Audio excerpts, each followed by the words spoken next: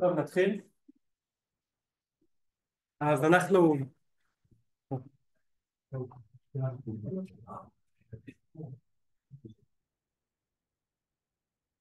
אנחנו בקורס למידת מכונה. על מה הולכים לדבר בקורס הזה? על למידת מכונה. אנחנו הולכים להבין איך מערכת המכונה עובדת, איך אנחנו בעצם יוצרים מודלים שיודעים גם ללמוד ולהבין דברים וגם להשיג דברים נוספים. אז הקורס הולך להתמקד בזה מבחינה מהגישה המתמטית גם קצת לפרקטיקה. אז היום בתרגול אנחנו הולכים קצת לעשות הקדמה וחזרה של דברים מאלגברה ליניארית והסתברות קצת. זה דברים שאת רובם אם לא את כולם כבר ראיתם, אבל בכל מקרה נעבור עליהם, פשוט כדי שיושב לכם טוב בראש, כי ילוו אותנו לא בזה. אז קצת מנהלות לפני זה, אז הקורס יתבצע דרך האתר במודל, בלמידה, יש מייל לקורס, אם אתם רוצים לפנות פניות וכל זה, תשלחו למייל הזה, וככה זה יגיע למקום מרוכז ונוכל לענות לכם כמו שצריך. עכשיו יהיו 6 מטלות, בערב כל שבועיים מטלה, אנחנו נפרסם לכם בתקווה כבר היום את הלו"ז המלא של כל המטלות, וטמפלט אפילו של כל המטלות כבר.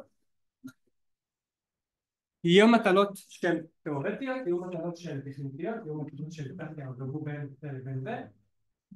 בכל מקרה אנחנו נביא לכם את הכל באופן מסודר לגבי כל מטלה, אבל קחו בחשבון, יהיו מטלות שהן תיאורטיות, ואתם תצטרכו להגיש אותם בכתב או מוקלד, ויהיו מטלות שהן טכניקיות בפייתון. המטלות אתם כמובן צריכים להגיש לבד, אתם יכולים לדבר עם אנשים אחרים, לחשוב על רעיונות, אבל בסופו של דבר הפתרונות שאתם מגישים את הפתרונות שלכם. אל תגישו פתרון של מישהו אחר, וייבדק. וזהו, יש שאלות לפני שנתחיל את התרגול עצמו?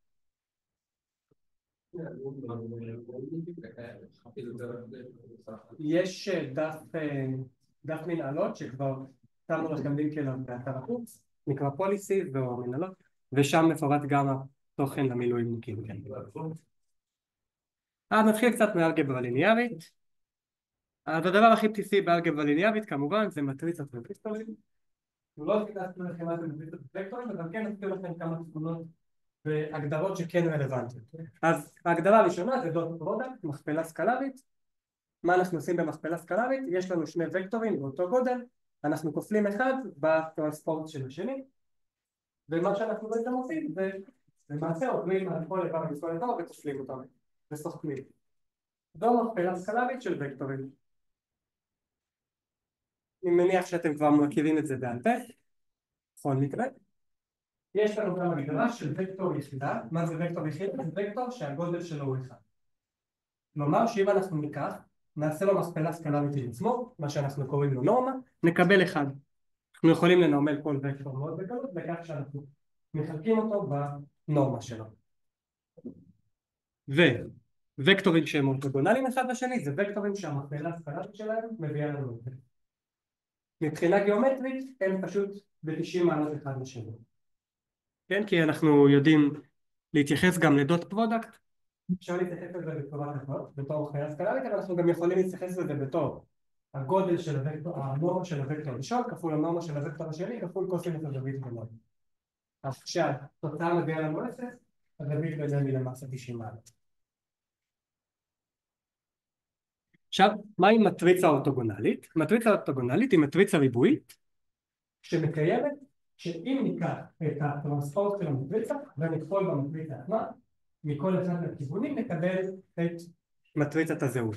מה שזה בפועל אומר לנו זה שהמטריצה ההופכית היא בדיוק המטריצה הטרנספורט שלה. וזו תכונה של מטריצה שהיא מאוד מאוד שימושית ומאוד נוח לעבוד עם מטריצות כאלה.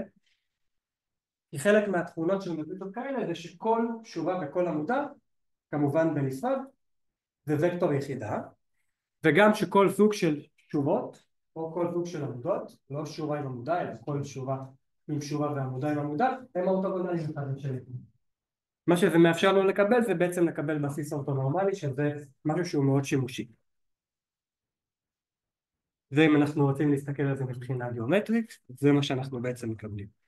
שכל זוג וקטורים היינו מתחילים. עכשיו הנושא הבא, זה עוד נושא שילווה אותנו לאורך הקורס, זה ערכים עצמיים ווקטורים עצמיים. מה זה ערכים עצמיים ווקטורים עצמיים? אז עבור מטריצה ריבועית, וקטור עצמי זה וקטור שהוא בעצמו הוא לא פתרון טריוויאלי, הוא לא אפס, אבל מה שאנחנו מקבלים זה שאם נפעיל את המטריצה על הוקטור הזה, כלומר נכפול את המטריצה משמאל לוקטור, נקבל קבוע מסוים כפול אותו וקטור בדיוק. מה שזה בפועל אומר לנו מבחינה גיאומטרית זה שלא סיבבנו את הוקטור ברגע שכפלנו אותו, ביצענו את הטרנספורמציה הליניארית שמוגדרת על ידי המטריצה, בסך הכל קיבלנו שעשינו לו סקיילינג, הגדלנו אותו או הקטנו אותו, והכמות שבה הגדלנו או הקטנו זה בעצם הוקטור העצמי, זה מה שאנחנו קוראים לו לעבודה. שאלות עד פה?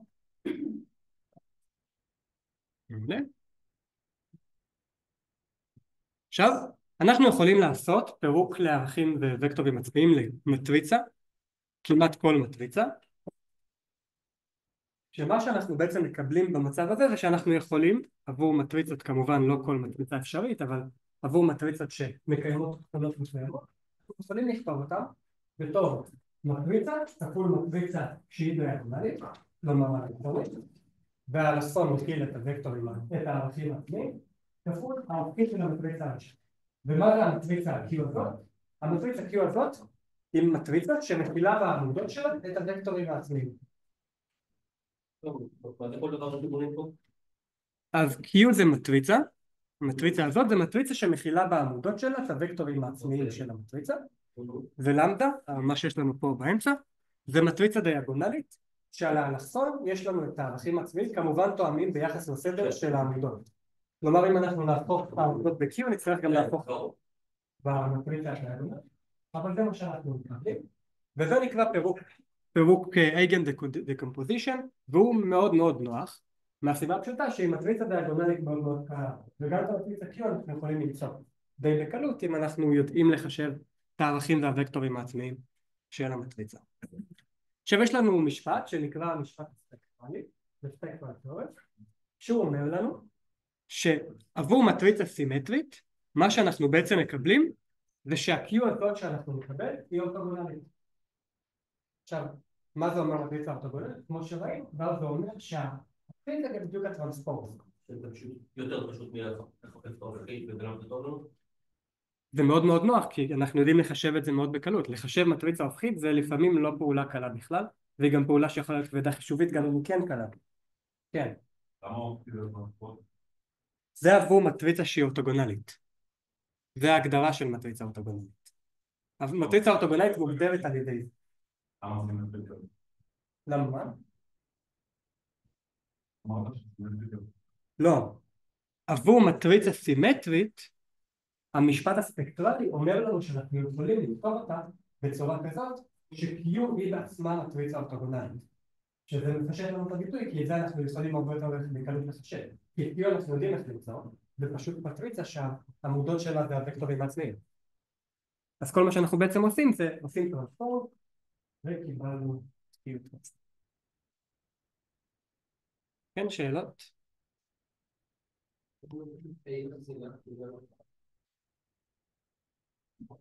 זה לא מספיק של לחסינה, זה לחסינה והמטריצה המלכסנת שלה היא אורתוגונלית. יש הרבה מטריצות שהן לחסוניות גם בלי להיות סימטריות.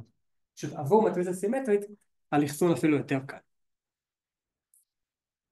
עכשיו עוד תכונה שאמרנו שוב על מטריצה אורתוגונלית כבר זה שהעמודות שלה הן בעצמן וקטורי יחידה, וכל זוג עמודות הן בעצם אורתוגונליים אחד לשני. מה שבעצם קיבלנו פה זה שה-Q הזאת גם מגדירה לנו בסיס שהוא אורתונורמלי, שזה גם משהו שהוא מאוד מאוד נוח לעבוד איתו. אז בואו נעשה תרגיל קצר או שני תרגילים קצרים. תרגיל ראשון, נראה שאם למדה זה אייגן value, כלומר ערך עצמי של מטריצה A, אז למדה בריבוע דלת עצמי של A בריבוע. זה דבר אחד, ואז גם נראה, מכיוון קצת אחר, אבל זה לא נכון תמיד, זה שאם A היא הפכה, כלומר קיימת A במינוס 1, אז אם למדה זה ערך עצמי של A, אז 1 חלקי למדה זה ערך עצמי של A במינוס 1, שזה לא כל כך טריוויאלי, כן? אז בואו נראה איך אנחנו מביאים את זה. אז נתחיל מהשאלה הראשונה. אז מה אנחנו בעצם יכולים לעשות? אנחנו יודעים שלמדה זה ערך עצמי, כלומר קיים וקטור עצמי תואם, ומה שאנחנו מקבלים עבורו זה שאם נפעיל את המטריצה על הוקטור נקבל בדיוק את למדה כפול וקטור. אנחנו יכולים להפעיל עכשיו את A שוב, להפעיל את A שוב על שני הצדדים של הביטוי הזה. עכשיו למדה הוא סקלר. מה זה אומר שהוא סקלר? זה אומר שהוא לא מפעיל, הוא לא מפעיל ולא משפיע לנו בסדר שבו אנחנו מפעילים. כלומר, אם אנחנו לוקחים סקלר זה חילופי ביחס למטריצה, לכפל במטריצה. זה אומר שאנחנו יכולים לקחת את הלמדה הזאת ולהוציא את האחוז מכאן. אז מה אנחנו מקבלים? אנחנו מקבלים מצד אחד את זה, ומצד שני את הביטוי הזה שאנחנו יכולים לשנות ולהוציא את הלמדה החוצה. עכשיו בזה אנחנו יודעים את מצד שני, כי זה בדיוק שוב למדה B. ומהצד השני כאן יש לנו A שפועלת על A, אז A בריבוע. אז מה שקיבלנו פה זה בדיוק ההגדרה של V הוא וקטור עצמי, ואותו וקטור עצמי גם ל-A וגם ל-A בריבוע, אבל הערך עצמי הוא למדה בריבוע. שאלות על זה? אז בואו נראה עוד פתרון לזה, עכשיו עם בעזרת eigen decomposition. אז מה שאנחנו הולכים להניח זה שיש לנו פירוק eigen decomposition ל-P, למדה P מינוס 1, כאילו זה בדיוק אותה מטריצה שראינו מקודם, מטריצה שהעמודות שלה זה הוקטור במאזן. אז אם עכשיו ניקח את A ונעלה אותה בריבוע, אז אנחנו צריכים לקחת את זה ולעלות בריבוע. אז אנחנו יכולים לכתוב את זה, ומה שאנחנו בעצם מקבלים כאן, קצת אולי נעשה את זה קצת יותר מפורש. אז מה יש לנו? יש לנו P, למדה, P מינוס 1, עכשיו את זה אנחנו מפעילים שוב בדיוק את אותו דבר. אז יש לנו P, למדה, P מינוס 1.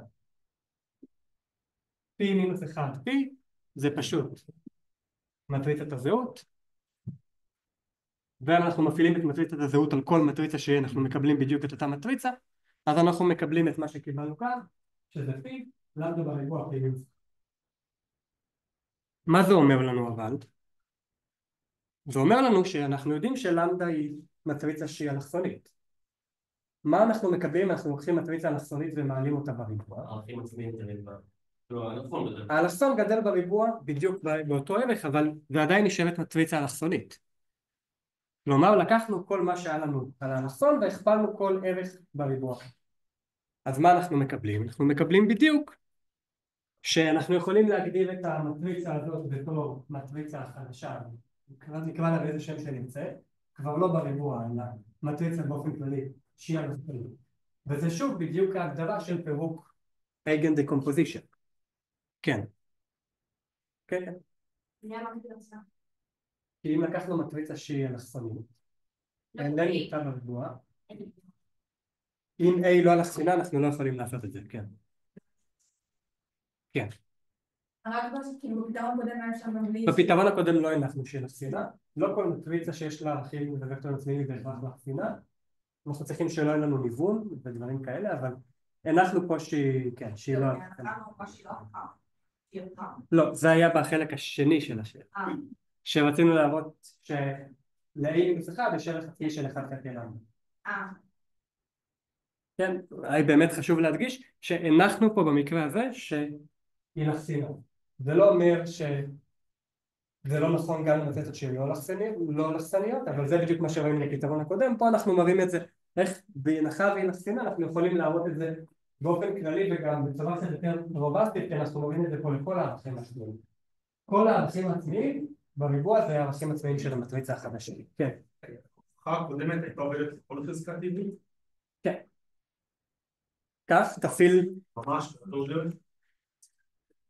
כך את זה, עכשיו תפעיל פה עוד פעם A מכל צד, למדה בריבוע זה עדיין קבוע, כלומר עדיין מספר, אז הוא עדיין קומוטטיבי עם כפל במטריצה, אז אנחנו להפעיל שוב ולשנות למדה בריבוע NP. אתה מקבל פה A בשלישית B, למדה בשלישית. אתה יכול לעשות את זה, שוב, זה לא בדיוק ככה, אבל באינדוקציה אתה יכול לעבוד את זה לכל N טבעי. כן? אז בואו נחזור לפה, מה שראינו בעצם כאן, זה שעכשיו קיבלנו ש-A בריבוע ו-P למדה בריבוע שהיא שוב מטריצה על הספינה, או לא רק על הספינה, על הספונית, P-1, אז קיבלנו שהפירוק הזה זה פירוק ל-Eigen Decomposition של A בריבוע.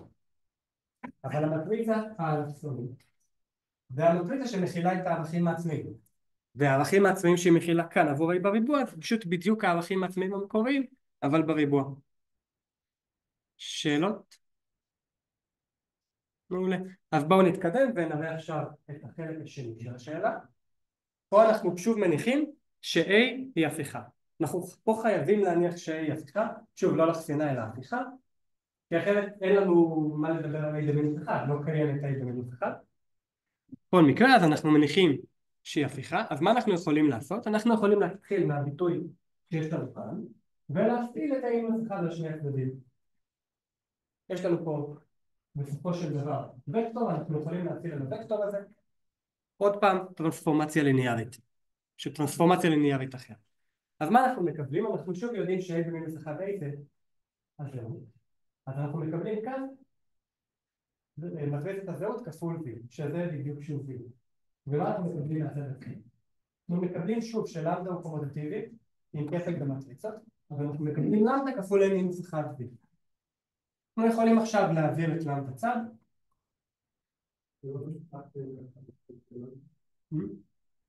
לחלק, כן, לחלק את שני הצדדים למדה.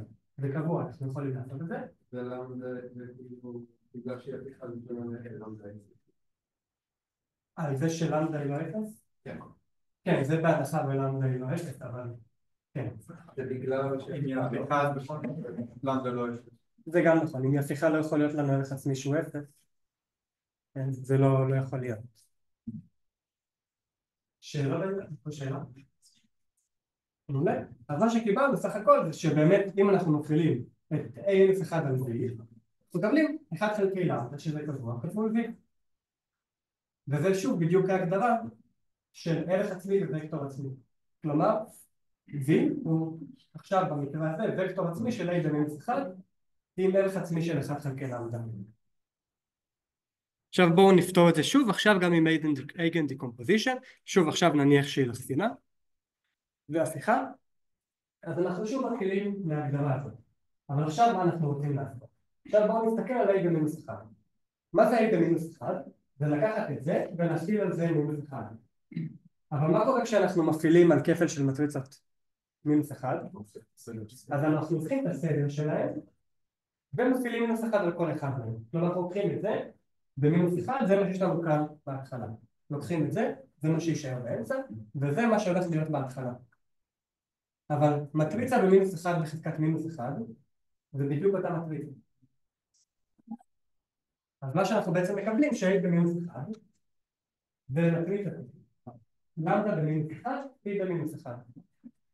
אבל שוב אנחנו יודעים עכשיו, שאלה, שלמדה היא מטריצה אלכסונית. ואם אנחנו מסתכלים על המטריצה ההופכית למטריצה אלכסונית, אנחנו בדיוק מקבלים שוב מטריצה אלכסונית, שהערכים על האלכסון שלה זה 1 חלקי למדה. עכשיו, מה אנחנו מקבלים? אנחנו מקבלים בדיוק שוב את ההגדרה של פירוק Eigen Decomposition, אבל עם ערכים עצמיים אחרים. ובמקרה הזה גם אותם וקטורים עצמיים, שזה גם מה שאנחנו מצפים לקבל, כי זה גם מה שקיבלנו כאן. הוקטור הוא בדיוק אותו וקטור עצמי, אבל הערך העצמי הוא 1 חלקי למדה. שאלות נוספות על זה? אז בואו נמשיך, נעבור קצת לדבר עכשיו על הסתברות. כן. זה לא בדיוק אותה הוכחה, כי פה באמת אנחנו צריכים להניח שהיא לספינה, אבל זה גם יותר רובסטי. מהסיבה הזאת שפה הבאנו לא רק לערך עצמי אחד, הבאנו לכולם. וגם בדרך השנייה, כאילו מה יהיה לשוק. גם צריך לעשות את זה באופן כללי, נכון? פה אנחנו מקבלים בבת אחת באותם וקטורים הצבעיים הערכים הצבעיים של 1 חלקי, וזה נכון להכל. אפשר היה לעשות את זה גם פה ולהכליל, אבל זה דורש הוצאה, שפה קיבלנו אותו ישר.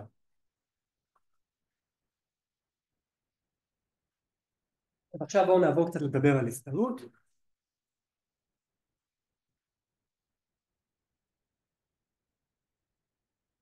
אז נתחיל קצת עם הגדרות בסיסיות, שאני בטוח שאתם זוכרים, אבל בכל מקרה נעבור עליהם שוב. אז מה זה מרחב הסתברות, או probability space? זה בעצם זוג סדור, שמכיל לנו מצד אחד עולם של כל מה שיכול לקרות, ומצד שני הסתברות לכל מקרה. כלומר, יש לנו מצד אחד אפשרויות למקרים ודברים שיכולים לקרות לנו, ולכל אחד ההסתברות של מקרה. שמה שאנחנו דורשים זה שיהיה לנו נרמול שסכום ההסתברויות על פני כל המרחב יהיה תמיד אחד. עכשיו, מאורע זה בעצם תת קבוצה של הספייס הזה. זה תת קבוצה של העולם של האפשרויות שיש לנו. זה לא רק מקרה אחד, זה יכול להיות כמה מקרים שאנחנו מגדירים בתור מאורע. ומה ההסתברות למאורע? זה פשוט ההסתברות לכל אחד מהאפשרויות שלו. סבבה, זה כלל בייס. מה כלל בייס אומר לנו? כלל בייס אומר לנו שאם אנחנו רוצים לחשב הסתברות מותנית, ומה זה הסתברות מותנית? זה הסתברות שמאורע מסוים קרה בהינתן שמאורע אחר קרה. כלומר, הסתברות שמאורע A קרה אם אנחנו יודעים שמאורע B יתרחש, אז אנחנו יכולים לחשב אותו אם אנחנו יודעים בדיוק את ה... כלומר, אם אנחנו רוצים לחשב את ההסתברות שמאורע A קרה בהינתן שמאורע B אנחנו יודעים שהוא יתרחש, או נדייק את זה קצת. מה הסיכוי שמאורע A יקרה בהנחה וב אנחנו יודעים שהוא קרה? אז זה בדיוק ההסתברות שמאורע B יקרה בהנחה ו-A קרה, כפול ההסתברות למאורע A באופן כללי, חלקי ההסתברות למאורע B באופן כללי. את שני אלה אנחנו יודעים לחשב. כי שניהם אנחנו יודעים לחשב מההגדרה שיש לנו כשאנחנו מסתכלים על ה-probability space. אבל מה זה המאורע, מה זה הסתברות למאורע מסוים? זה סכום כל הסתברויות לאפשרויות שהמאורע מכיל. וזה מה שאנחנו בעצם מקבלים. אם אנחנו מקבלים את זה, אנחנו יכולים לחשב גם חלק הזה. זה כלל בייס. שאלות על זה? אנחנו נתקל הרבה בכלל בייס. יכול להיות שכבר ראיתם את זה קצת בהרצאה, אבל אנחנו נתקל בו בקורס הזה. עכשיו, הבא זה משתנים מקרים. מה זה משתנה מקרה? רנדום וריאבל. זה בעצם משתנה שיכול להכיל אחד מכמה ערכים אפשריים, יכול גם להיות אינסוף ערכים אפשריים אם המשתנה הוא רציף, או בדיד או רציף. בכל מקרה, מה שמייחד לנו משתנה רנדומי זה שאת התוצאה שלו אנחנו יכולים לקבוע בניסוי. כלומר, אנחנו לא יודעים מראש מה תהיה התוצאה, אבל בהינתן זה אנחנו יכולים למצוא ערך שזה הערך שיהיה למשתנה המקרי הזה. למשל, הטלת קובייה, ומשתנה המקרי יכול להיות התוצאה של הקובייה. אנחנו יודעים מה מראש האפשרויות שיכולות להיות לנו, זה מה שאנחנו קוראים לו ספור. במקרה של קובייה זה יהיה 1, 2, 3, 4, 5, 6. וברגע שנטיל את הקובייה באמת לבצע ניסוי, אנחנו נדע מה באמת נקבל. מה יהיה הערך של המשתנה הרנדומי הזה. למשל 3.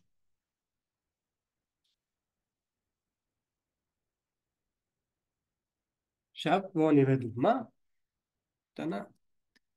אז אנחנו יכולים לסמן ככה בהסתברות שהערך של המשתנה הרנדומי x יהיה x קטן. במקרה של קובייה x קטן יכול להיות 1, 2, 3, 4 או 5, 6. אנחנו נסמן את זה גם ב-p של x קטנה. יש לנו במקרה הטלת משתנה רנדומי אחד, אבל זה עניין של סוג. אז מה ההסתברות שהקובייה תיפול לנו על 6? אז זה פשוט ההסתברות שהמשתנה הרנדומי יכיל את הערך 6. זה אומר שנבצע את הניסוי, ומה שיהיה במשתנה הרנדומי הזה זה 6. זה התוצאה של הניסוי. אז מה ההסתברות של זה? ההסתברות של פי של 6, וזה 60. אם כמובן הקובייה היא הוגנת, אם זה קובייה רגילה, לא קובייה מוטה, זה מה שאנחנו מצפים לקבל. ככה אנחנו יכולים לחשב את זה. עכשיו אם אנחנו רוצים לחשב משהו קצת יותר מורכב, למשל המאורע, מה ההסתברות למאורע שבו התוצאה של ההטלה היא מספר זוגי. אז במקרה הזה זה כבר לא משהו אחד, זה יכול להיות כמה אפשרויות. או ש-x הוא 2, או ש-x הוא 4, או ש-x הוא 6. אנחנו נחשב את הסכום של ההסתברויות, כי זה מה שאנחנו רוצים לעשות כשאנחנו רוצים לחשב הסתברות למעורב. נפעול, ובמקרה הזה נקבל חצי. וממעורב אנחנו גם כמובן מצפים לקבל שאם ניקח את ההסתברות כל המרחב וכל האפשרויות שיש לנו במקרה הזה 1, 2, 3, 4, 5, 6, אנחנו באמת מצפים לקבל אחד. זו דוגמה מאוד בסיסית שאתם בטוח כבר ראיתם במיליון מקרים שונים, אבל רק לצורך ההמחשה והזיכרון. בואו נראה עכשיו שאלה קצת אחרת. אז בעיה שנקראת בעיית מונטי הול.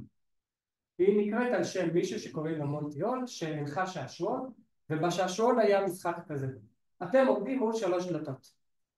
מאחורי אחת מהדלתות יש מתנה, יש למשל כסף או משהו שאתם רוצים. לדעתי בתוכנית זה היה מכונית או משהו כזה. אבל רק מאחורי אחת מהדלתות יש פרס, ואתם לא יודעים מאחורי איזו. אז מה אתם עושים? דבר ראשון אתם מנחשים. נותנים לכם לבחור ולנחש אחת מהדלתות. אחת משלושת הדלתות. ואז מה שהמנחה עושה, מונטי הול עשה, הוא יודע מראש איפה המטרה נמצאת. הוא פתח את אחת משתי הדלתות האחרות, לא זאת שבחרתם, אחת מהשתיים האחרות, שהוא יודע שאין בה את הפרס. ואז הוא נותן לכם לבחור. או שאתם נשארים עם הבחירה הראשונית שלכם, או שאתם משנים את הבחירה לדלת השנייה שנשארה לא פתוחה. מה אתם אומרים לעשות במצב כזה? כלומר, מה השאלה? מה יבטיח לכם את מרב האפשרויות לזכות בהקרבה? אם תישארו בבחירה הראשונה שעשיתם, או לחילופין, תעברו לדלת שהוא לא פתח. אז מי שאומר להחליף, מכיר את הבעיה? בדרך. אינטואיטיבית, מה הגישה שלנו תהיה להחליף? לכאורה, לכל דלת יש שליש, אז זה לא אמור לשנות שום דבר. אבל בואו נראה עכשיו את זה, כשננתח את זה בצורה מדויקת. אז לצורך הסיור, נגדיר בתור Ri את המאורע שבו הפרס נמצא מאחורי דלת I. כלומר יש לנו אפשרות R1, הפרס מאחורי דלת מספר 1, R2 ו-R3 בהתאמה.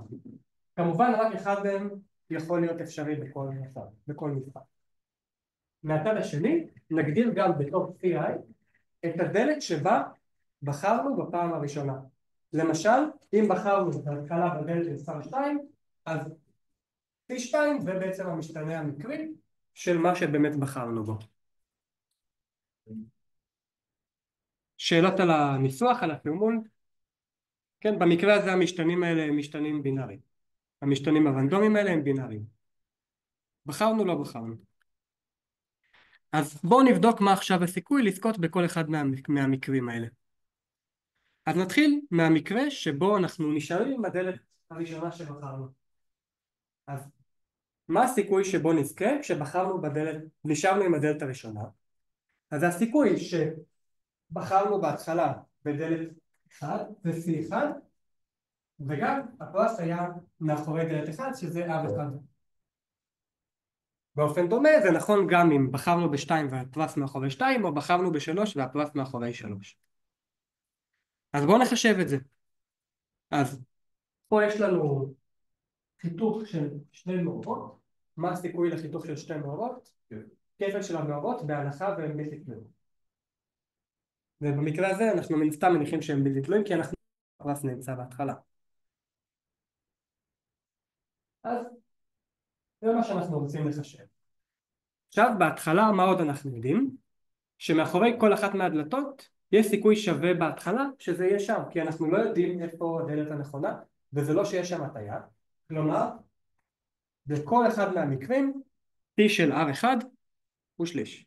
P של R2 זה שליש, ו-P של R3 הוא שליש. אז זה מה שאנחנו מקבלים. אבל מה בעצם אנחנו מקבלים פה? אנחנו מקבלים פה שליש כפול P של P1 ועוד P של P2 ועוד P של P3. אבל מה זה הכלי הזה? זה אחד, כי זה סך כל האפשרויות שיש לנו. עבור המאורע הזה, או עבור כל מאורע שנבחר, או שבחרנו בדלת הראשונה בהתחלה, או בשנייה או בשלישית, בכל מקרה סכום ההסתברויות הזה זה אחד. אז מה אנחנו מקבלים? אנחנו מקבלים שסך הכל יש לנו פה שליש. זה אומר שאם נשארנו עם הבחירה הראשונית, הסיכוי שנצדק, ואכן בחרנו בדלת הנכונה הוא בדיוק שליש, שזה גם הגיוני, כי נשארנו עם הבחירה הראשונה, ובהתחלה היה לנו שליש. בואו נחשב מה קורה במקרה השני. במקרה השני, זה אומר שמה קרה? שמנחה מונטיול פתח דלת שאנחנו יודעים והוא יודע שאין בה עכשיו את הפרס מאחוריה, ואנחנו החלטנו לדלת השלישית. כלומר, לא זאת שבחרנו בה בהתחלה, לא זאת שהוא פתח, אלא השלישית. אז לאיזה מקרים זה מתאים? זה מתאים קודם כל למקרה שבו הפרס מאחורי דלת R1, ואנחנו בחרנו בהתחלה בדלת 2. כי מה קרה במצב הזה? הוא פתח את דלת 3, כי הוא פתח דלת שהוא יודע שמאחורי אין את הפרס. אז אם החלפנו בוודאות לדלת 1, באופן דומה, אם בחרנו בהתחלה ב3, והפרס מאחורי 1, הוא יפתח את 2. ואם אנחנו נחליף, אז שוב צדקנו, כי עכשיו בסוף בחרנו בדלת 1. עכשיו זה נכון גם ל2, גם ל3. אז סך הכל מה שאנחנו מקבלים זה חיבור של כל החישובים האלה. יש לנו סך הכל 6 אופציות לזכות מתוך המרחב מדגם שלנו. אז בואו נחשב את זה. אנחנו שוב מניחים כמובן שהם בלתי תלויים, מאותה סיבה בדיוק. אנחנו יכולים קצת לסדר את זה ולהגיע לביטוי הזה, או לדלג על כל הצעדים שעשו פה, וסך הכל לזכור ש-PR1, PR2 ו-PR3 כל אחד מהם הוא שליש. אז סך הכל יש לנו פה שליש, C2 מופיע פה פעם אחת, ופה פעם אחת, C1 מופיע פה פעם אחת, פה פעם אחת, C3 מופיע פה פעם אחת, ופה פעם אחת. אז סך הכל אנחנו סוכמים כל אחד מהם פעמיים, אז סך הכל מה אנחנו מצפים לקבל? 2 שליש. כמובן פה כבר עשו את זה בחישוב קצת שונה, אבל בסופו של דבר התוצאה היא 2 שליש. וזה גם מה שאנחנו הגיונית מצפה לקבל, כי זה המשלים של המקרה הראשון שחישבנו. אז מה שבעצם קיבלנו, זה שאם שינינו את הבחירה שלנו, לא רק שהגדלנו את הסיכוי שלנו, הכפלנו את הסיכוי שלנו לזכות. אז כמובן שזו האסטרטגיה יותר טובה. שאלות על זה? כן, ואם מישהו שואל, עשו את הניסוי הזה הרבה פעמים, ששאלנו זה רץ הרבה זמן, עשו סטטיסטיקות וזה באמת סיכוי לזכות. כלומר, על פני מספיק פגימות זה באמת מה שהם קיבלו. לקח הרבה מאוד זמן עד שאנשים פיתחו את האסטרטגיה הזאת. כי זה לא אסטרטגיה שהיא אינטואיטיבית מאוד הגיונית. היא נובעת בסופו של דבר, אולי לא הדגשנו את זה פה מכלל בייס. הוספנו עוד מידע, במקרה הזה הוספנו מאחורי איזה דלת N, אז שינינו את ההסתברויות. אבל זה לא משהו שהוא כל כך אינטואיטיבי, לקח זמן עד שאנשים הבינו. וגם זה שאנשים הבינו את זה, זה לא אומר שכל המתמודדים הבינו את זה. כן. אחר כך שמים את זה ברגע, נגיד אוקיי, ברגע שמענו שהמקרה שליש, ונראה כמה אנשים בורא שני שליש, או שזה לא... יכול, כן. יכול להיות, אבל צריכים להיות קצת יותר מדויקים. זה נכון במקרה הזה, פשוט בגלל, אולי נדגיש את זה כאן, שהסיכוי הזה, זה בדיוק המשלים לסך כל המרחב של האופציות שהיו. כן, אם נסתכל על זה כאן, ופה יש לנו 6 מקרים לסוף, שאמרנו 3, אבל מה סך הגודל של המדגם? לא, של מרחב המדגם שלנו, של ה-probability space שלנו, זה כל קומבינציה עם כל קומבינציה. זה 3 על 3, זה 9.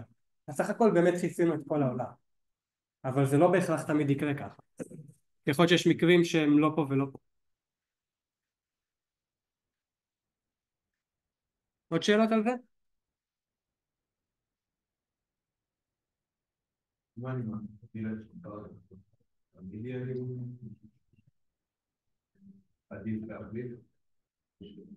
זה לא יהיה בדיוק אותה, אני מוכן להתחיל, אבל ככה לא חשוב, וזה עדיין יהיה כאן. שאלה אם איזשהו סיבות, נתנגד, ולסוף ההבדל יהיה זניח מאוד, אבל... אבל בסדר, אתה מגדיל את הסיכוי שלך, זה לא יהיה פי 2, כן. זה יהיה פי מספר אחר. יכול להיות שזה עדיין יהיה פי 2, אבל זה לא יעזור לך יותר מדי גם. אפשר לחשב את זה במדויק. עוד שאלות? לא. אז עכשיו נעבור לדבר על תוחלת ממוצע במרכאות. תוחלת, expectation. מה זה תוחלת? זה הערך שאנחנו מצפים לקבל מהמשתנה המקרי בתוחלת. כלומר, אם ניקח על פני הרבה מאוד זמן, נבצע אינסוף ניסויים, ואז נחלק בכמות הניסויים, זה הערך שאנחנו מצפים לקבל. איך אנחנו מחשבים אותו? אנחנו סוכמים על כל מאורע אפשרי את הערך של המשתנה המקרי באותו מאורע כפול הסיכוי שזה מה שהמשתנה המקרי יקבל. עבור משתנה שהוא רציף, זה יהפוך להיות כמובן אינטגרל על פני כל הערכים האפשריים של המשתנה המקרי. עכשיו לביטוי הזה כאן, שהוא המשתנה זה כבר לא הסתברות בדידה, זה הסתברות רציפה, אנחנו קוראים PDF, Probability Density Function. אולי לא יודע כמה זה יעזור לכם עכשיו, אבל יכול להיות שבהמשך הקורס זה יעזור לכם. חשוב להבין עליה שההסתברות לכל נקודה שאנחנו מסתכלים על זה היא בדיוק אפס.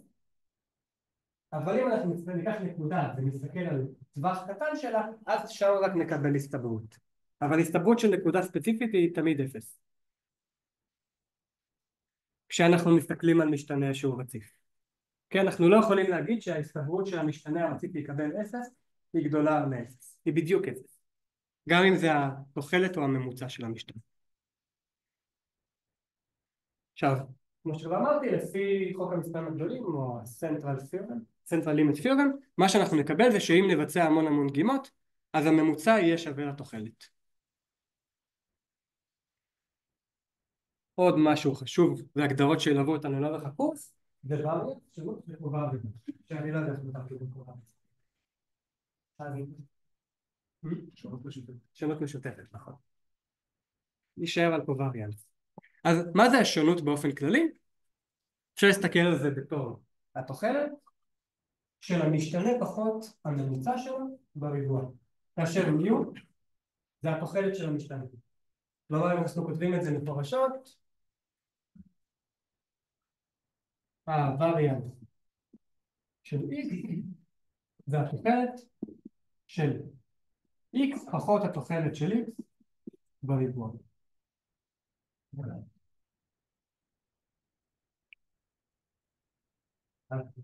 עוד מעט אנחנו ניגע בזה. ומה זה הקובריאנס? הקובריאנס זה באופן דומה, אבל שעכשיו זה לא x פחות התוחלת של x בריבוע, אלא יש לנו משתנה x אחד ומשתנה y אחר. מה שהקובריאנס בעצם עובד זה את הקשר בין שני המשתנים האלה. עבור מקרה שהוא דיסקרטי, אז יש לנו גם נוסחה סגורה לקובריאנס, שהיא בפועל נובעת בדיוק מהנוסחה הזאת, אבל נוסחה שקצת יותר קל לעבוד איתה. זה כמובן נכון אך ורק למשתנים שהם בדידים, שיש לנו כמות ערכים מוגבלת למשתנים הבדידים האלה. ועוד כמה תכונות חשובות, אז הקובריאנס של x עם עצמו, זה תמיד יהיה הווריאנס, ואנחנו רואים את זה די באופן ברור, בכך שאם נציב כאן x ו-x, אנחנו שוב נחזור לביטוי הזה. עוד משהו חשוב, אם המשתנים הם בלתי תלויים אחד בשני, אז הקובריאנס של שניהם יהיה שווה לאפס.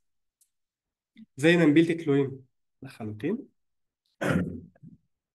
וכמובן אנחנו יכולים להגיד משהו על הגדול קטן, אם הקובריאנס הוא גדול, זה אומר שאם הראשון גדל גם השני גדל, וזה נכון לשני הכיוונים, ואם הקובריאנס שלי, אם אחד גדל השני. הקובריאנס הוא פונקציה שהיא סימטרית, כלומר אם ניקח x ו-y ו-y ו-x אנחנו נקבל את אותה תוצאה. כן. בלתי תלויים או בלתי מתואמים? בלתי מתואמים, כן, uncorrelated, זה הביטוי היותר נכון. כן? בואו קצת נעבוד מתמטית. בואו נחשב את הווריאנס שלי בצורה קצת יותר מפורשת. אז אמרנו כבר שהווריאנס של x זה התוחלת של x פחות התוחלת של x בריבוע. אנחנו יכולים לפשט את זה בריבוע, לפתוח את המנוחה. ועוד משהו שאנחנו יודעים על תוחלת זה שתוחלת היא ליניארית. זה אומר שיש לנו תוחלת של x ועוד y, ותוחלת של x ועוד תוחלת של y. אז אנחנו יכולים לפתוח ולקבל תוחלת של x בריבוע, פחות 2 מיו, עכשיו מיו הוא מספר, אז אנחנו יכולים להוציא אותו מחוץ לתוחלת. תוחלת היא ליניארית, אז אנחנו יכולים להוציא קבועים מחוצה. כפול התוחלת של x, שזה בדיוק מה שהיה לנו כאן. ועוד התוחלת של מיו בריבוע. עכשיו, מה זה התוחלת של קבוע, של מספר? זה המספר עצמו. אז התוחלת של מיו בריבוע זה בדיוק מיו בריבוע. ומצד שני אנחנו גם זוכרים שמיו זה בדיוק התוחלת של x. אז מה שקיבלנו כאן זה התוחלת של x התוחלת של x. כאן יש לנו התוחלת בריבוע של x. ומיו, וגם התוחלת של x בריבוע. אז פה יש לנו מינוס 2 מי בריבוע x. יש לנו פה עוד p בריבוע x. סך הכל קיבלנו שזה. ומה זה הביטוי הזה? כמו שכבר אמרנו, זה הווריאנס.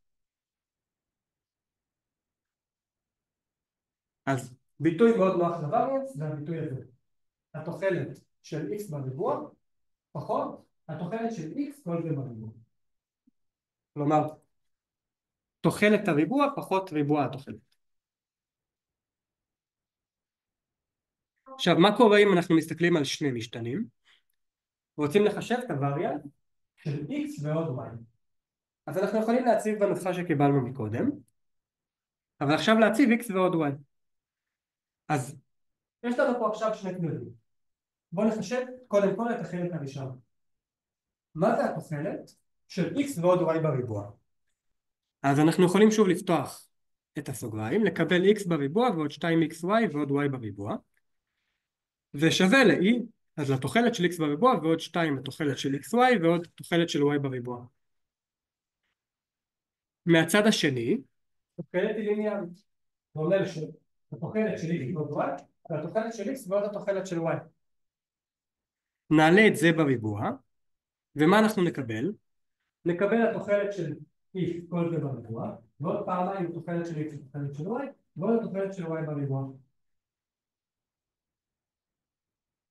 אז אנחנו יכולים עכשיו להציב בתוך נוסחה הזאת, מצד אחד את מה שקיבלנו כאן, ומצד שני מה שיש לנו כאן, זה מה שקיבלנו כאן, וקצת לשחק עם הדברים האלה ולסדר אותם מחדש. כלומר, לקחת את ה-e ב-x בריבוע, פחות e של x כל זה בריבוע, ומה זה הביטוי הזה? זה הווריאנס של x. ביטוי הזה, זה הווריאנס של y, ופה יש לנו עוד ביטוי מסוים. ומה זה הביטוי הזה? זה הקובריאנס. מה שקיבלנו בעצם שהתוחלת של x ועוד y, זה התוחלת של x ועוד התוחלת של y, ועוד פעמיים הקובריאנס של x ו-y. שאלות על זה? כן. חילקת את השני y, שני xy, כאן? איפה? באיזה שלב? בשלב באדום, כאן? כאילו, כן, איך חילקת את זה עוד פעם? לא פירקתי את זה, זה מה שיש שם כאן. וזה מה שהביא את השתיים מ-x. כן. עכשיו, קצת רימינו פה, כי בעצם אמרנו לכם שזה הקובריאנס, אבל זה לא בדיוק ההגדרה שאמרנו לכם מקודם של קובריאנס, כי ההגדרה שנתנו לכם מקודם של קובריאנס היא זאת. אבל שני הביטויים האלה שקולים, אתם רוצים שאני אראה לכם למה הם שקולים או שאתם זוכרים? ראיתם את זה כבר בעבר אני מניח. כן, אתם סך הכל מציבים, פותחים, זוכרים שתוחלת של תוחלת זה בדיוק אותה תוחלת, ומגיעים לביטוי שאנחנו מצפים לקבל כאן.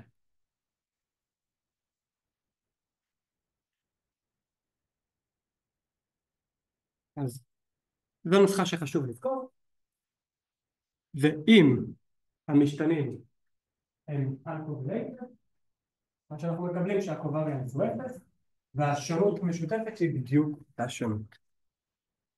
עכשיו זה נכון גם אם הם independent, כי אם independent הם גם uncorrelated.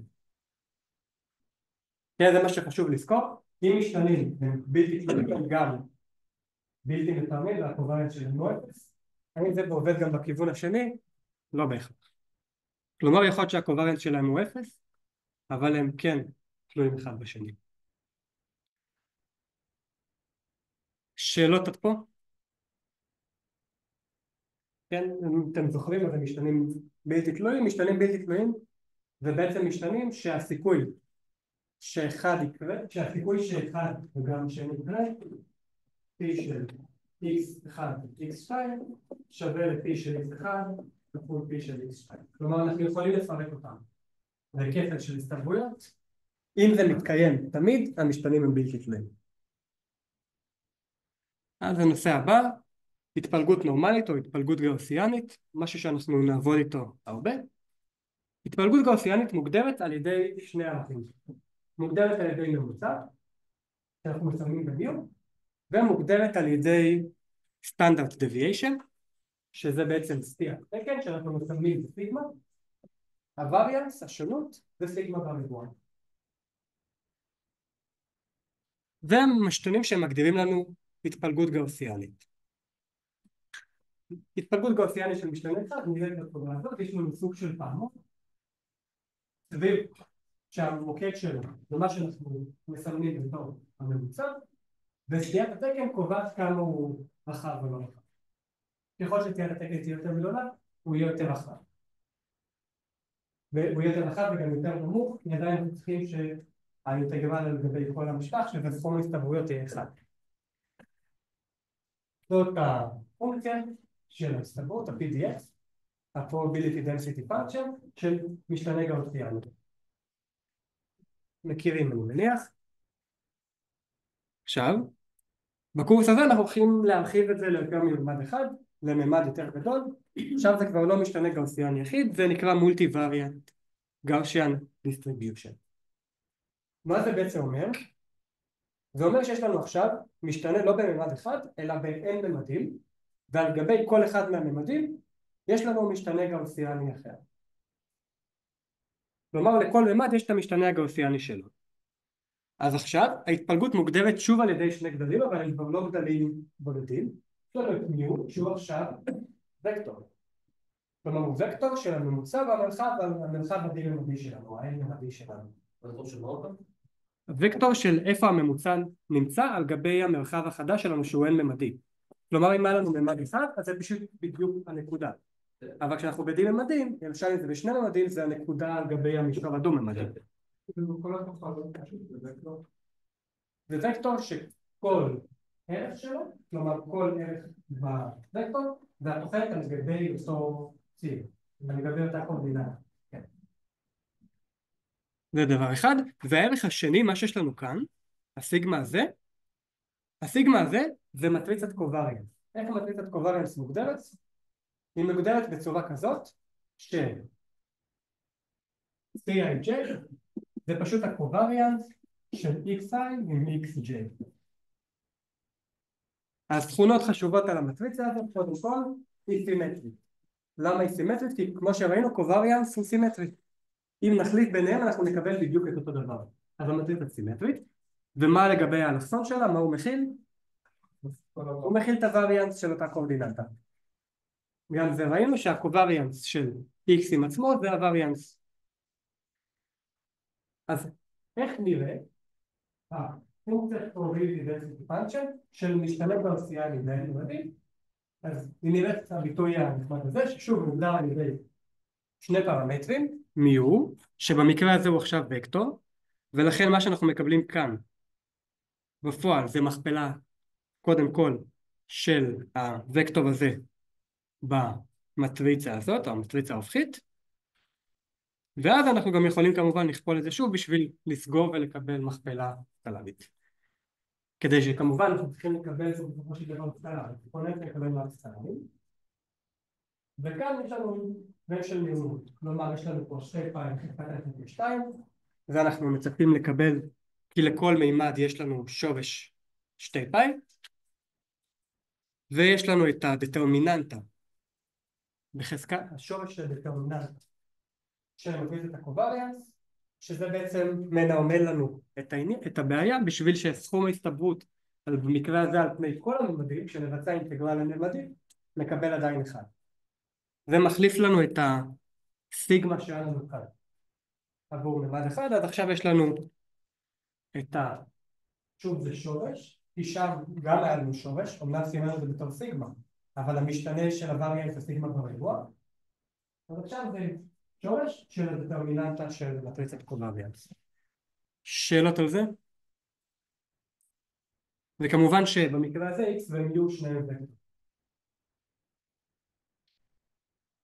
אז בואו נוכיח תכונה אחת ספציפית וקצת נחמדה, שאם מטריצת הקובריאנס היא אלכסונית, שמה זה אומר? זה אומר שכל הערכים לא על אלכסון 0, וזה אומר לנו שכל שני משתנים xi ו-xj הם בלתי מתואמים. אז מה שאנחנו רוצים להוכיח זה שכל המשתנים הם גם אינדפנדנט, הם בלתי תלויים. ומה זה אומר? מה אנחנו צריך להוכיח? אנחנו צריך להוכיח שה-PDF המשותף זה כפל של כל PDF בפני עצמי, שזה ההגדרה של משתנים שהם אינדפנדנט.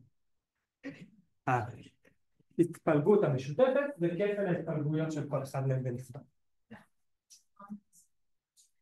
כן, מה שאנחנו בעצם רוצים להוכיח, שאם מתקיים שמטריצת הקובריאנס היא אלכסונית, כתוצאה יוצאת, זה אומר לנו שהקובריאנס של כל שני משתנים הוא 0. מה שאנחנו רוצים להוכיח זה בפועל שכל המשתנים הם בלתי תלויים. בשביל להוכיח את זה, מה שאנחנו בפועל נראה זה בדיוק את הפקטוריזציה הזאת. אנחנו יכולים לקחת את ההתפלגות המשותפת ולכתוב אותה בתור כפל ההתפלגויות של כל משתנה לפני. זה לא פונקציה שמקבלת פרמטר אחד. איזה מהם? היא מקבלת. זה מקבל וקטור ואין ערכים שונים. עוד שאלות? יש...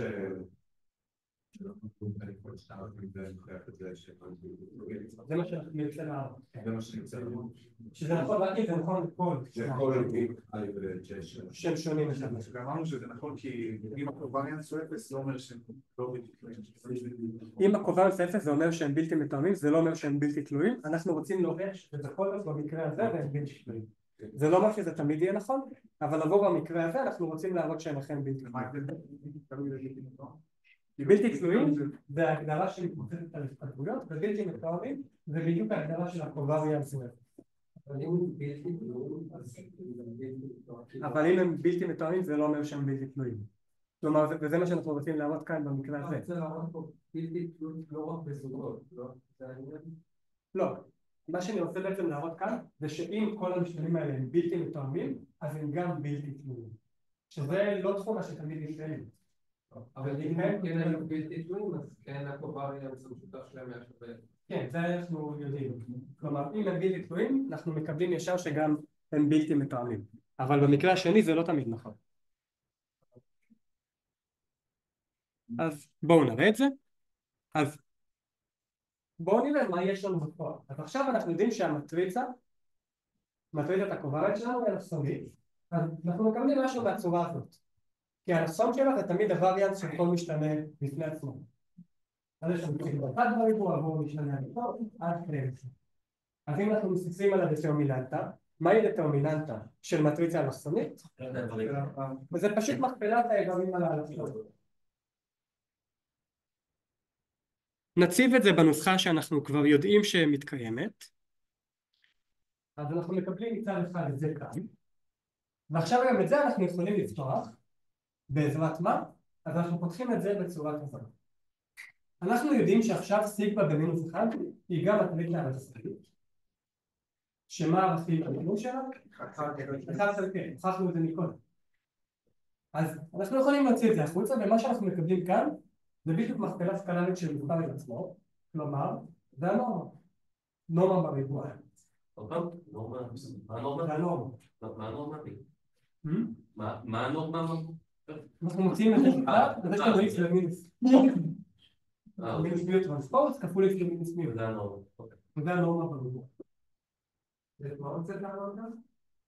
את החלק הזה, שבסופו של דבר זה כל איבר, סך הכל יתרום לי 1 חלקי סיגמה i בריבוע, פה אני יכול להוציא את זה. או, זה לא בדיוק להוציא את זה החוצה, אבל אני יכול להסתכל כאילו אני מביא אותו כל הצד, ואז כשאני סוכם על שניהם, אני סך הכל מוסיף לכל אחד את העין שלו בהתאם. כי זה מטריצה שהיא אלכסונית. זה כאילו לכל וקטור יש מובטלות. כאילו לכל x מינוס, ה-x מינוס u זה כאילו וקטור, נכון? נכון. אז בגלל שאלכסוני זה כאילו לכפול כל אחד.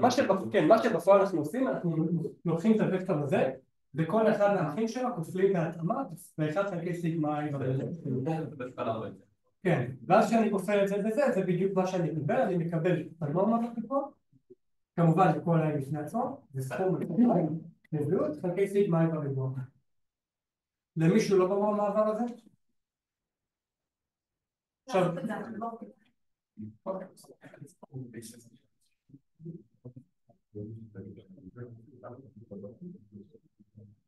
בואו נעשה את זה ככה. אז מה יש לנו? יש לנו x מינוס מיו טרנספוז, סיגמה במינוס 1, x מינוס מיו. מזכיר וקטור, מטריצה אלכסונית, איך היא נראית המטריצה האלכסונית הזאת? שסיגמה מינוס 1 i שווה 1 חלקי סיגמה i בריבוע. אז עכשיו כשאני כופל את זה, מה אני בפועל מקבל? אז אני מקבל וקטור, שמה יש לי בכל עמודה שלו? יש לי xi פחות μi חלקי סיגמה i בריבוע. זה מה שיש לי בכל אחד מהערכים שלו. עכשיו אני כופל את זה בוקטור שמכיל xi פחות μi בכל אחד מהערכים שלו.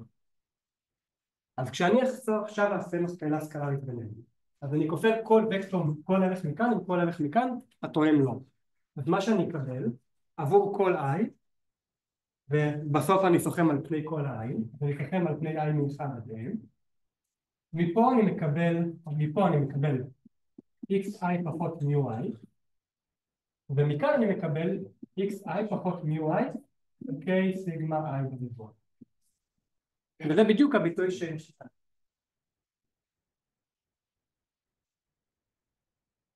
עכשיו, כאן היה לי את הדטרמיננטה בריבוע, ואני יודע שהדטרמיננטה בשורש חצי, אבל אני יודע שהדטרמיננטה זה הפרודקט של סיגמה i בריבוע, אז אני מוציא שורש לגבי כל אחד מהם, וזה מה שאני מקבל.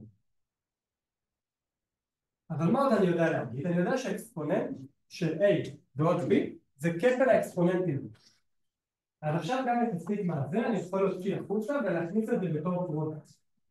ומה אני אקבל? אני אקבל פרודקט על גבי כל זה של 1 חלקי שורש 2 פאי סיגמה i, אקספוננט של מינוס סיגמה פחות μi בריבוע, חלקי 2 סיגמה i בריבוע. ומה זה הביטוי הזה? זה פשוט ה-probability density function של משתנה אחד, של המשתנה i. וזה בדיוק מה שרציתי להוכיח. שהf של x המשותף זה הכפל של כל ה-n fx2 בהתאמה. אקספוננט זה e בחזקת מה שיש בצבעים של נכון? אקספוננט זה e בחזקת. שבמקום לכתוב את זה בחזקת פה, אמרנו זה אקספוננט, כן. עוד שאלות?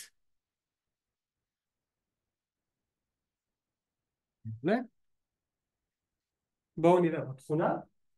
אז עכשיו אנחנו נסתכל שוב על משתנה גאוסיאני n-ממדי, שהממוצע שלו הוא 0, והמטריצת קובריאנס היא לא רק אלכסונית, היא מטריצת הזהות. ממש IN. כל אחד מהערכים שלי על אלכסון הוא בדיוק אחד. זה גם אומר שהסיגמה לכל אחד זה בדיוק אחד. ועכשיו מה אני רוצה לעשות? אני מגדיר משתנה y, שהוא a כפול x. כלומר הוא טרנספורמציה ליניארית כלשהי על המשתנה הזה. ועכשיו אני רוצה לראות מה אני מקבל, מה התוחלת ומה הקובריאנס של y. אז נתחיל קודם כל מלחשב את התוחלת שלי. מה זה התוחלת של y? התוחלת של y זה התוחלת של a כפול x. אבל a הוא טרנספורמציה ליניארית גבוהה. כלומר אני יכול להוציא אותה החוצה ולקבל שהתוחלת של y זה a כפול התוחלת של x. אבל מה זה התוחלת של x? אמרנו שזה 0, אז קיבלנו שהתוחלת של y היא 10. מה לגבי הקובריאנס של y? אז פה אנחנו צריכים להיות קצת יותר עדינים. קובריאנס של y, וכן זה.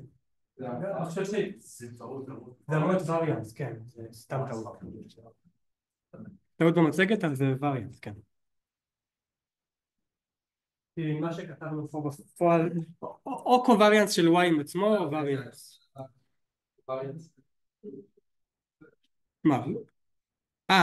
רגע. כן, זה הקובריאנס מטריקס. כן, זה פשוט המטריצת הקובריאנס. שזה פשוט בגלל שיש לנו פה מכפלה שהיא של מטריצה. זה הסיגמה הזאת שזה...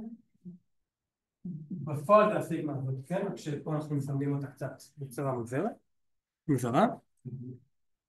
אז אנחנו כמובן יכולים שוב לעבוד פה עם המכפלה הזאת, שהיא מכפלה של מטריצות, ובגלל שחישבנו שהתוחלת היא 0, אנחנו מקבלים שהמטריצת קובריאנס היא פשוט התוחלת של y טרנספוז. אני עושה את זה בכך שאני שם מטריצה שהיא 0, שם פה מטריצה שהיא 0, וזה מה שאני מקבל. עכשיו אני יכול להציב חזרה את y, כי זה מה שאני רוצה לחשב בסופו של דבר במושגים של x. בסביבות? אז יש לי ax טרנספוז. מה זה לעשות טרנספוז ל-x? טרנספוז אבל של הפוך. כלומר, ax טרנספוז ל-a טרנספוז. עכשיו, מה עוד אני יודע? אני יודע עוד שני דברים. קודם כל, המטריצת קובריאנס של x, מה היא? המטריצת היחידה. ודבר שני, a ו-a טרנספוז, הם סך הכל מטריצות קבועות. אני יכול להוציא אותם החוצה מהתוכן. אז מה שאני מקבל שזה בעצם שווה ל-a, התוחלת של x טרנספוז, a טרנספוז. התוחלת של x טרנספוז זה בדיוק מטריצת האחרות. בסך הכל מה שאני מקבל שהמטריצת קובריאנס של y זה a טרנספוז. שאלות על זה? כן. איך הגעת לזה שבנוסחה הראשונה כאילו ממש שורה ראשונה קובריאנס של y? מכאן, מזה? לא, זה? זה הגדרה של מטריצת קובריאנס. כשאתה מסתכל על זה בצורה מטריצת, כלומר ביחס למטריצה. אתה יכול להסתכל על זה כמובן לחשב כל דבר בפני עצמו, אבל זה יהיה שקול לחשב את זה ככה בתור הקובריאנס של המטריצה. y זה טרנספורמציה ליניארית על x. כלומר לקחתי את x, הכפלתי אותו במטריצה כלשהי x. איזה טרנספורמציה ליניארית כלשהי? אני לא יודע עליה שום דבר. כללית.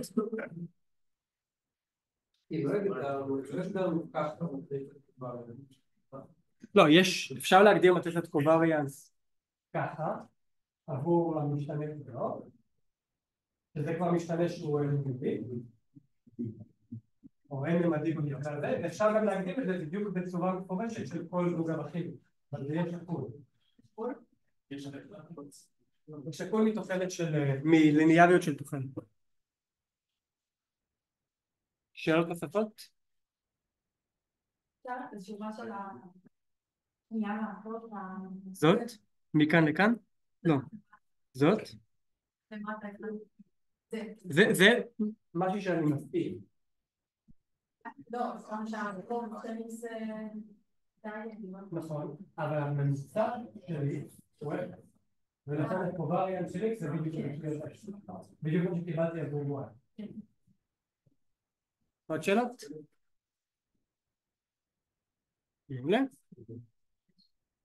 אבל מה שסך הכל קיבלנו זה שאם עכשיו קיבלנו משתנה y חדש שהוא טרנספורמציה ליניארית של x, מה שקיבלנו שהוא גם יהיה משתנה גאוסיאני עם ממוצע אפס ומטריצת קובריאנס של a טרנספוז, וזה בהנחה והתחלנו ממשתנה גאוסיאני עם ממוצע אפס ומטריצת קובריאנס שהיא מטריצת הזהות. נתנו לנו שהוא מתפלג נורמלי? זה צריכים להוכיח בכלים אחרים, אבל זה גם קל להוכיח בכלים אחרים. כך כל משתנה גאוסיאני שהוא, תכפול אותו במשתנה גאוסיאני או בקבוע, כל זה אתה עדיין תקבל משתנה גאוסיאני. אני מקבל את זה כעובדה. כן. אפשר להראות את זה, זה לא רלוונטי יותר מדי לקורס. מבחינת הקורס הזה זה עובדה, אבל זה לא כזה מסובך להראות את זה, ואני מאמין שגם ראיתם את זה בהסתברות או בשיטות סטטיסטיות. אם לא, זה בעיה אחרת.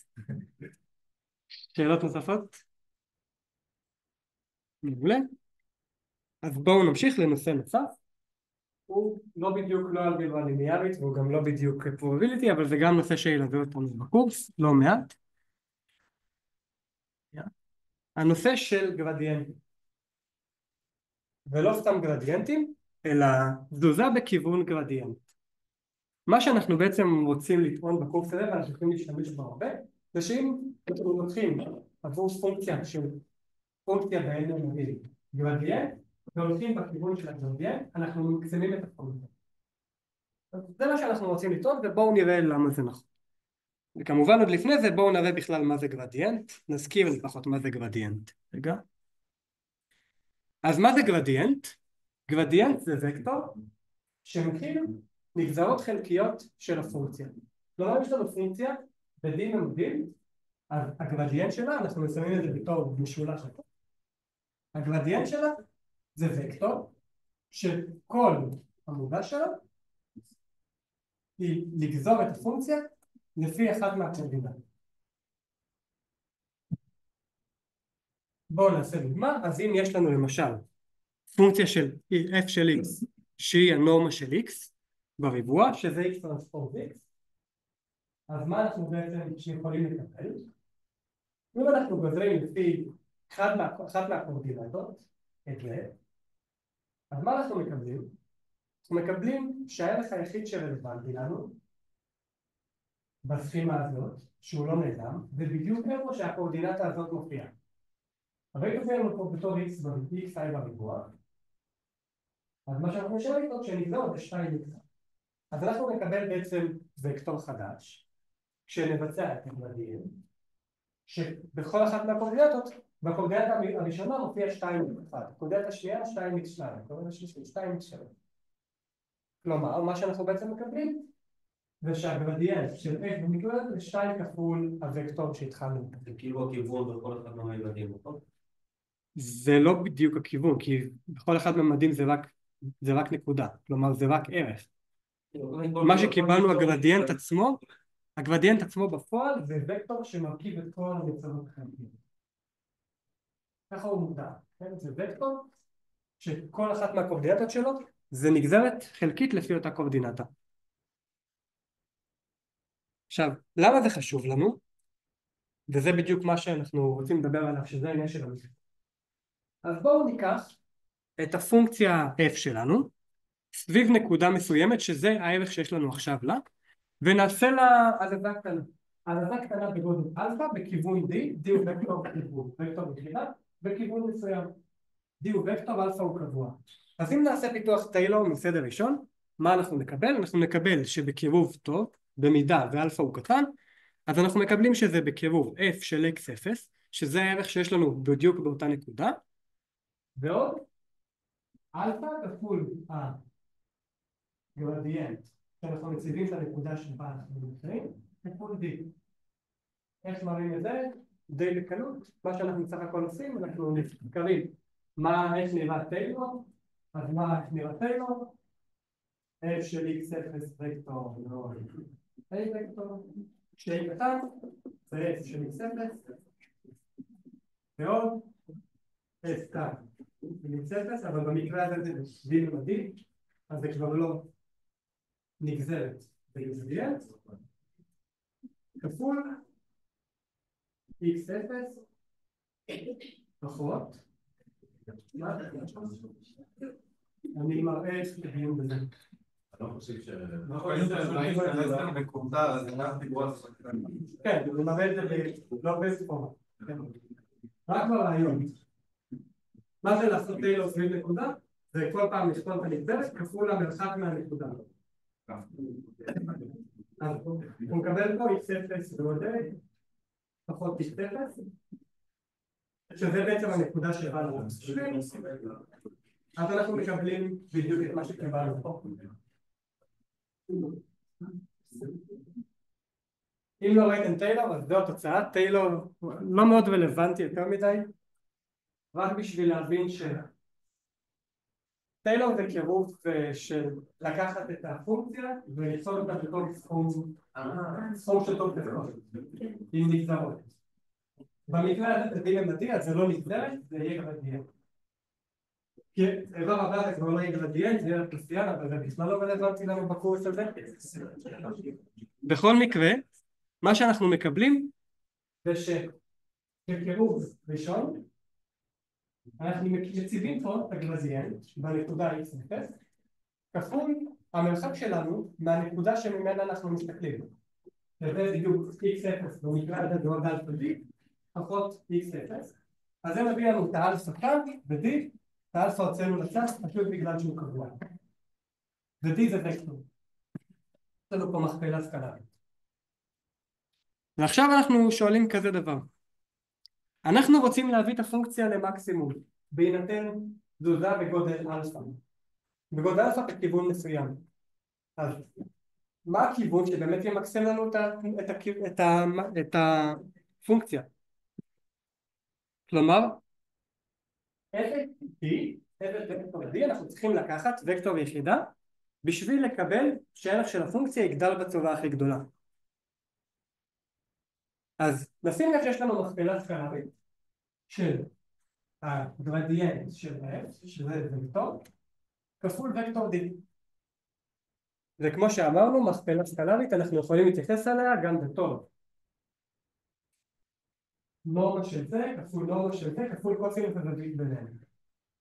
שקוסינוס הזווית ביניהם זה מה שיקבע לנו את d, כי d בסופו של דבר זה וקטור בכיוון מסוים, זה הכיוון שאנחנו מחפשים. אז מה יביא לנו את זה למקסימום? אם הקוסינוס יביא לנו מקסימום, כי הנורמה של d היא תמיד 1, הנורמה של הגרדיאנט, אין לנו שום יכולת לשלוט עליו, זה מה שעכשיו אנחנו קיבלנו, אז מה שיביא לנו למקסימום זה אם הקוסינוס יהיה 1. מתי קוסינוס מקבל 1? ב-0 מעלות, אם אנחנו בדיוק באותו כיוון. עכשיו, d כמובן הוא וקטור יחידה, אז סך הכל אנחנו לוקחים בדיוק את אותו וקטור של הגרדיאנט, מחלקים בנורמה שלו, וזה מה שיביא לנו למקסימום את הפונקציה. זה מה שנקרא סטיפסט אסנט, כלומר העלייה התמימה ביותר האפשרית עבור הפונקציה, זה מה שהגרדיאנט מביא לנו. הגרדיאנט מביא לנו את הכיוון שבו אנחנו נרצה לעלות בשביל להביא את הפונקציה למקסימום. לפחות בסדר ראשון. שאלות? כן, כל החלק הזה פחות רלוונטי, זה יותר בשביל מי שכן מעניין אותו להבין איך מגיעים לזה. רק בשביל להבין בסופו של דבר למה אנחנו צריכים בכלל את הגרדיאנט הזה ולמה אנחנו בעצם מגדירים את זה. זה לא בדיוק אינפי שאלה, אבל זה משהו בין לבין. שאלות? טוב, אם לא, אז סיימנו את התרגול פה, תרגול קצת קצר היום.